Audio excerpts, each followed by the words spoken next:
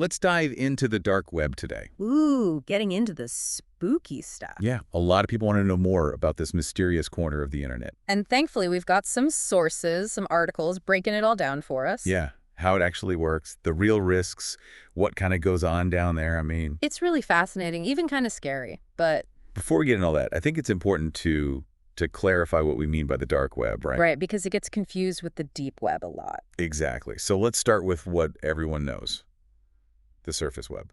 The everyday internet, all the stuff you see through regular search engines. Like checking the news, online shopping, social media, all that. Exactly, and most people think that is the internet, but It's just the tip of the iceberg, right? it's a tiny fraction. Our sources say only about 10% of the whole internet. Whoa, so like there's 90% we're not seeing? What's down there? That's the deep web, all the stuff that's not indexed by search engines. Okay, so when people hear deep web, they think, illegal stuff, automatically. Right, that it's all shady deals and hidden websites, but Is that true? not really, no. Think of it like a library, a giant one with millions of books, but no card catalog. So you know the information's there, but you can't just easily find it. Exactly. It's mostly stuff like your email inbox, online banking, private databases. Things that need logins, security, all that. Precisely. So it's not necessarily hidden, more like dot protected. Makes sense. So it's not inherently bad, it's just different. Right. The key is it's not accessible through those normal search engines. Okay, so where does the dark web fit into all this? Now, that's where things get a bit more interesting, maybe unsettling too. Like what makes it so dark? The main difference is anonymity. You need special software to even access it. I've heard of that, like the Tor browser? Exactly. Tor, which stands for the onion router. That's the most common way in. I'm guessing it has something to do with layers, like an onion. You got it. Yeah. It bounces your internet connection through multiple servers around the world. So it's like Yeah. your location is masked, Right. right? Totally. Your IP address is hidden, making your online activity nearly impossible to trace. Kind of like a digital invisibility cloak. Perfect analogy. And fun fact, Tor was actually developed by the U.S. Navy originally. No way, really? Yeah, for secure, anonymous communication. Wow, from military intelligence to the dark web. It's quite a journey, but it's important to note Tor itself isn't illegal. So just having the browser isn't a crime. No, it's just a tool, and like any tool, it can be used for good or bad. I can see that, like whistleblowers needing to stay anonymous or journalists in dangerous places. Right, there are legitimate reasons to want that privacy and security. But I gotta say, the dark web has a pretty bad reputation for a reason. Yeah, unfortunately. The anonymity makes it attractive for a lot of illegal activity. So while there are good uses for Tor in the dark web, It's also become a hub for things like drug trafficking, weapons sales, stolen data. the stuff you hear about and makes you think twice. Exactly, though it's not just a complete free-for-all down there. Oh, so there's some kind of structure, like rules. More than you'd think. There are marketplaces, forums. It's like its own little society. That's both fascinating and terrifying at the same time. It really is. And those marketplaces, they operate a lot like the regular web, just twisted. Like how so? Give me the creepy details. Well, there are buyer-seller ratings, like a distorted version of Amazon. Oh, wow. So they leave reviews for each other. Exactly. There's even forums where cybercriminals share tips, trade services. So it's not just random chaos. There's an actual community. More like a network. With its own hierarchies and rules, it's pretty complex. Okay, but what exactly are people buying and selling down there? Like what makes the dark web so notorious? Stolen data is huge. Credit card numbers, social security numbers, logins, all up for grabs. Like my info could be on there right now. It's possible, unfortunately, data breaches happen all the time. So someone steals your data, then sells it on the dark web. Exactly. And according to our sources, a stolen credit card goes for about $150. Jeez, that's all it takes. And a hacked Uber account can go for as little as $4. Seriously. What would someone even do with that? Free rides, I guess, or maybe something more malicious? That's scary to think about. And the scariest part is... It's not just about the data, it's about the tools to get that data. You mean hacking tools, malware, that kind of stuff? Exactly, and it's readily available on the dark web, even for those with limited tech skills. So, like, anyone could become a cybercriminal. Pretty much, they can buy ready-made hacking tools, no coding needed. That's disturbing. And then they can use those tools to do what? Launch ransomware attacks, steal more data, disrupt systems. The possibilities are endless. It's like a digital arms race, and it sounds like the bad guys are winning. Well, law enforcement is fighting back. We'll get into that later. Okay, good, because it's starting to feel a bit hopeless. Don't worry, there's always hope. But first, let's talk about some specific examples of what's being sold on the dark web, stuff that really illustrates the danger. Things like forged documents, Like fake IDs and passports. way more sophisticated, high-quality forgeries. You could barely tell the difference. Okay, that's freaky. What would someone use that for? Identity theft, obviously, but also potentially espionage, illegal immigration. Makes you think, who's buying these things? Right. The mind boggles. And according to our sources, a French passport can fetch up to $4,000 on the dark web. Wow, so we're not talking small-time stuff here. Not at all. This is a global network with big money involved. And it's scary how accessible it all is. Exactly. That's the thing about the dark web. It makes the barriers to entry for crime much lower. So it's not just seasoned criminals. It could be anyone with a computer and a bit of cash. That's right. And that's why it's so important to understand how this all works. And knowledge is power, right? Absolutely, because when we know the risks, we can better protect ourselves. And I think we've just scratched the surface here. Oh, yeah, there's so much more to explore. Different corners of the dark web with their own activities and dangers. Well, I'm definitely ready to dive deeper, but maybe we should take a quick break before we get too creeped out. Good idea. Let's give everyone a moment to process all this information and come back for more. Yeah, because there's a lot to unpack here. Yeah. And we've only just begun. Stay tuned, folks. The rabbit hole goes deeper than you think. That's for sure. All right. We'll be back in a few with more on the dark web and what you can do to protect yourself. Can't wait. See you on the other side. All right, we're back and ready to go deeper into the dark web. Buckle up, because this is where it gets really real. Yeah, last we left off, we were talking about marketplaces, forged documents, hacking tools, all that unsettling stuff. Right, but the question is, what do cybercriminals actually do with all that? How do they make money from this? Yeah, how does this digital underground translate into real-world harm? It's all about exploiting that stolen data, those tools, turning them into weapons for profit. Okay, so give me some examples. Paint the picture of how this actually affects people. Well, the most obvious is identity theft. Stealing someone's information, opening credit cards, that sort of thing. Exactly, but it goes way beyond that. Like how so? They can drain your bank accounts, take out loans in your name, completely destroy your credit score. And all that from just some stolen data. It's terrifying how much damage they can do with just a few pieces of information. So it's not just about the initial theft, it's about the long-term consequences. Absolutely. It can take years to recover from identity theft. It can ruin your life. And it's not just individuals they target, right? Oh, no. Businesses and organizations are prime targets, too. Because they have more data, more money. Exactly. They go after them with ransomware attacks. I've heard of those. It's where they lock up your computer, encrypt your files. Exactly. And they demand a ransom to unlock it, usually in cryptocurrency. So you're basically held hostage digitally. Exactly. And imagine this happening to a hospital, their entire system locked down. Patient records inaccessible, surgeries delayed. That's terrifying. It could literally be life or death. And cybercriminals know that, so the ransoms are huge. It's like they're preying on the most vulnerable. In a way, yes, they're exploiting our reliance on technology, our interconnectedness. And it goes even further than hospitals. Right. Oh, yeah, critical infrastructure is a major target. You mean like power grids, water supplies, transportation systems? All of that. They can disrupt entire communities, even countries. Okay, now this is getting really scary. It feels like there's no escape. It's definitely a serious threat, but law enforcement isn't just sitting back and watching. Oh, good. So there's hope. Always. They're developing sophisticated techniques to combat cybercrime, and they're getting results. Like what kind of results? Give me some good news. Well, recently, two of the largest dark web marketplaces were taken down. Really? What were they called? Dark Market and Hydra Market. They were shut down in coordinated international efforts. So it's possible to fight back, even in this hidden world. Absolutely. It requires collaboration, intelligence sharing, and constant adaptation. So the good guys are out there, working behind the scenes. And they're having wins, big wins, which is encouraging. That's good to hear, because with all these data breaches happening, It's easy to feel like our information is just out there floating around for anyone to grab. exactly, like, is it even worth trying to protect ourselves at this point? Absolutely. You can't erase your digital footprint entirely, but you can make yourself a less appealing target. Okay, so how do we do that? How do we lock our digital doors, so to speak? It starts with understanding how your data is exposed, both passively and actively. Passive versus active, what's the difference?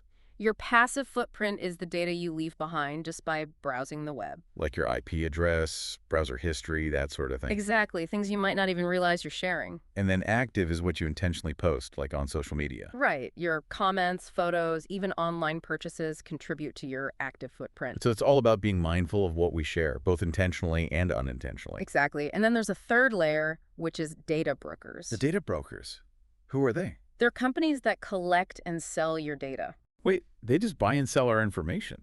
It's a multi-billion-dollar industry, and it's mostly legal. That's kind of creepy. What kind of data are we talking about? Everything from your browsing history to your shopping habits, even your offline behavior. How do they even get that information? They buy it from various sources, public records, loyalty programs, even your smartphone apps. So it's like this whole ecosystem of data collection happening behind the scenes. And it's all used to create a detailed profile about you, which is then sold to advertisers, marketers, even other data brokers. So basically, our information is just a commodity. In a way, yes. And that's why it's so important to be aware of how your data is being used. Okay, so back to the question of how we protect ourselves. What are some practical steps we can take? Well, you can't remove your data once it's out there, but you can make it harder for criminals to exploit it. Like what? Give me some actionable advice. One option is identity theft protection services. I've seen ads for those. Do they actually work? They can be helpful. They monitor the dark web for your personal information and alert you if it pops up. So you can take action if your data has been compromised. Exactly. It's like having a digital watchdog looking out for you. Okay, that makes sense. What else? The most important thing is good password hygiene. Like using strong passwords, not reusing them, all that. Exactly. It's basic but crucial. Yeah, we've all heard it before, but it's easy to get lazy with passwords. I know, but it's the first line of defense against cyber attacks. So we got to make the effort, even if it's a pain. And then there's just being mindful of what you share online. Like thinking before you post, avoiding those clickbait quizzes. Right. Those quizzes often collect your data, which can then be sold or used for targeted advertising. I haven't thought about it that way. It's all connected. It is. And the more you understand these connections, the better equipped you are to protect yourself. So it's all about education, awareness, and taking proactive steps. Exactly. You have more control than you think. Okay, that's empowering to hear, but I gotta ask. What's that? We've talked a lot about the dangers of the dark web, but you mentioned earlier that the deep web isn't all bad. Right. Remember, the deep web encompasses everything not indexed by standard search engines. So it's not just about those hidden marketplaces. Not at all. It's about protecting sensitive information, ensuring privacy, enabling secure communication. Like our emails, online banking, medical records, all that. Precisely. Things that shouldn't be publicly searchable. Makes sense. Imagine your bank statements popping up in a Google search. Yeah, not good. So the deep web provides a necessary layer of security and privacy. Okay, so it's not all doom and gloom. There are legitimate uses for this technology. Absolutely. And it goes beyond personal data. It plays a crucial role in protecting freedom of speech. Oh, right. We talked about activists and whistleblowers using Tor to communicate anonymously. Exactly. It's a vital tool for those living under oppressive regimes where censorship is rampant. So it's like a digital haven for free expression. Precisely. It empowers those who might otherwise be silenced, allowing them to share information and connect with the outside world. That's powerful and makes me think about journalists, researchers, anyone who needs to access sensitive information safely. Right. The deep web can be a valuable tool for investigative journalism, uncovering corruption, holding powerful institutions accountable. So it's like a digital David versus Goliath, giving individuals a voice against those in power? Exactly. It levels the playing field, allowing truth to be revealed, even when it's dangerous to do so. I'm starting to see the deep web in a new light, not just as a scary, mysterious place. It's a complex realm with both light and shadow, and it's constantly evolving. That's true. What was cutting-edge technology a few years ago might be obsolete today. Exactly, and that's why it's crucial to stay informed, adapt our security practices. That's like a constant game of chess, trying to stay one step ahead. But don't despair. Knowledge is power. So the more we understand, the better equipped we are to protect ourselves. Absolutely, and you don't have to go it alone. There are resources out there to help you navigate this digital world. Like what? What are some reliable sources our listeners can turn to? Well, there's the Electronic Frontier Foundation, the EFF. I've heard of them. They're like digital rights advocates, right? Exactly. Their website is a treasure trove of information on privacy and security. So they can help us stay safe online. Absolutely. They offer tools, guides, even legal support if needed. Okay, the EFF, that's a good one. What else? The National Cybersecurity Alliance, the NCA, is another great resource. How good idea. They provide practical tips and guidance on everything from creating strong passwords to recognizing phishing scams. So they're more hands-on, practical advice. Exactly, and don't underestimate the value of local law enforcement. You mean if you've been a victim of cybercrime? Right. Many police departments have cybercrime units that can assist with identity theft, fraud, and other online threats. So there's help out there if we need it. Absolutely. You're not alone in this fight. That's good to know. And before we wrap up this part of our deep dive, I'm curious about the bigger picture. What do you mean? What does the future hold for the deep web and the dark web? What new challenges and opportunities are on the horizon? Yeah, it's like we're exploring this uncharted territory, but it's constantly changing, so where do we even go from here? It's true. The digital landscape is a wild frontier, always evolving. But every frontier eventually gets tamed, right? Is there any hope for that with the dark web? I think so. Yeah, we are seeing some positive trends. Like what?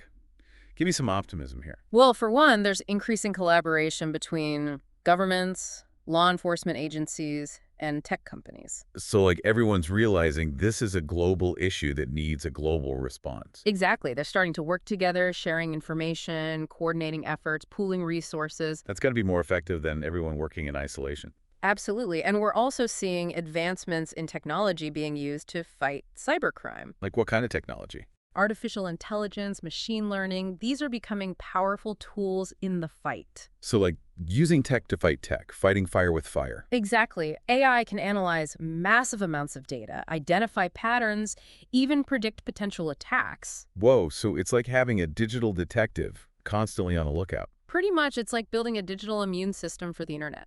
That's pretty amazing. But what about us, the everyday users? Where do we fit in? You played a crucial role, actually, because a lot of cybercrime relies on human error. So by being more aware, more careful, we can make their jobs harder. Exactly. Practicing good digital hygiene, recognizing those social engineering tactics, reporting suspicious activity, it all makes a difference. So we're all part of the solution, like digital first responders. That's a great way to put it.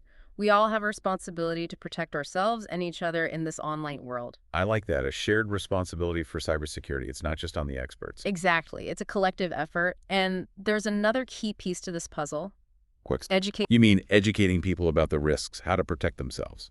Absolutely. We need to start early teaching kids about digital safety, just like we teach them about real-world safety. Makes sense. Start them young and it becomes second nature. But it's not just about kids. Everyone needs to be informed, from seniors to business leaders. So it's not just about the technical stuff, but about developing a critical thinking mindset. Exactly. Being aware, questioning information, verifying sources, trusting your instincts. Like a healthy dose of skepticism, especially online. Absolutely. Because there's so much information out there, it's hard to know what to trust. True, and with that in mind, as we wrap up our deep dive into the dark web, What's the key takeaway? I think it's that the dark web, and the deep web for that matter, are not going away. They're part of the internet, for better or worse. So we need to learn to coexist with this hidden side of the digital world. Exactly. It's not about fear or avoidance. It's about understanding, awareness, and taking proactive steps to protect ourselves. It's about being informed, being cautious, but also being empowered. To navigate the digital world safely and confidently. Well said. I think that's a great note to end on. We've covered a lot of ground today, from the depths of the dark web to the importance of digital hygiene. We've explored the risks, the challenges, but also the opportunities and the hope. And most importantly, we've empowered our listeners with the knowledge to protect themselves. So to everyone listening, stay informed, stay vigilant, and stay curious. And thank you for joining us on this deep dive into the dark web. We'll see you next time for another adventure into the unknown.